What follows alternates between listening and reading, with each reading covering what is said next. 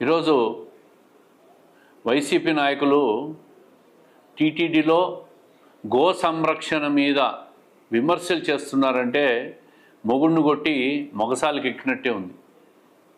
గత 5 సంవత్సరాల్లో వైఎస్ఆర్ కాంగ్రెస్ పార్టీ అధికారంలో ఉండగా రాష్ట్రంలో కానీ ముఖ్యంగా టీటీడీలో కానీ గో సంరక్షణ మీద మీరు ఎటువంటి చర్యలు తీసుకున్నారు, ఎన్ని గోవులు చనిపోయినాయి, గణాంకాలన్నీ మీకు తెలుసా అని అడుగుతూ ఉంటా.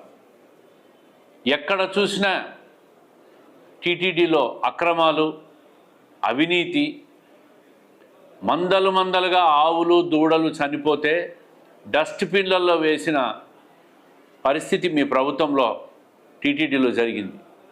నాసిరకం మందులు తెచ్చి నోరు లేని ఆవులను దూడలను నాసిరకం మందులేసి అవి చనిపోతే నాసిరకం మందులను కొనుగోలు చేసి దాంట్లో కూడా అవినీతి చేసిన భాగోతం మీది.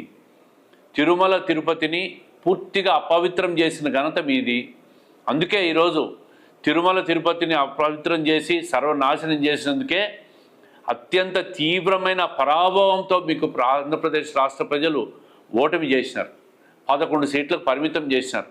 ఈరోజు రాష్ట్రంలో పరిపాలన చూసి తెలుగుదేశం పరిపాలన, కూటమి ప్రభుత్వం, చంద్రబాబు నాయుడు గారి అద్భుతమైన పరిపాలన చూసి ఏమీ మాట్లాడలేక, ఏ విమర్శలు చేయలేక చివరకు రాజకీయం చేసేదానికి తిరుమలలో ఉన్న గో సంరక్షణ శాల దొరికిందా అని చెప్పి మిమ్మల్ని అడుగుతూ ఉండా. గోవులు మరణించిన లెక్కలన్నీ కూడా బయటికి రాకుండా తొక్కిపెట్టినారు మీరు. ఎన్ని వందల గోవులు చనిపోయినాయి మీ హయాంలో.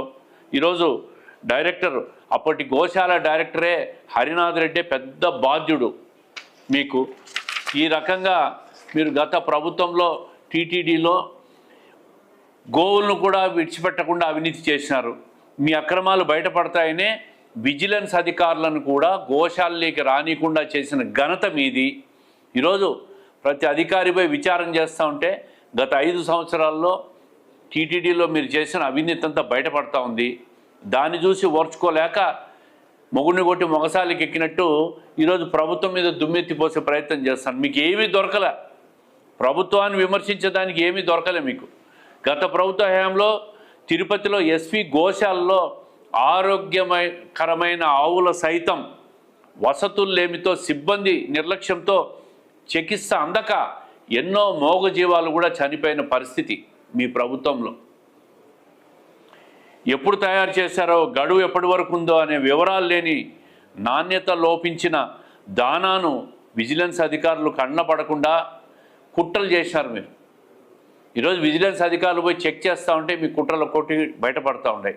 ఇంత పెద్ద అవినీతి చేసి ఈరోజు ఈ రాష్ట్రంలో ఏది విమర్శ లేక లాస్ట్కు మూగజీవాలను కూడా రాజకీయం చేసే ప్రయత్నం చేస్తున్నారంటే మీ మానసికంగా అధికారం కోల్పోయిన తర్వాత ఎంత దురదృష్టపు పరిస్థితుల్లో, ఎంత దరిద్ర పరిస్థితుల్లో ఉన్నారో మీరు వైసీపీ నాయకులు. ఒక్కసారి గుండె మీద చేతులు వేసుకొని మిమ్మల్ని మీరే ప్రశ్నించుకోండి అని చెప్పి విజ్ఞప్తి చేస్తూ ఉండా.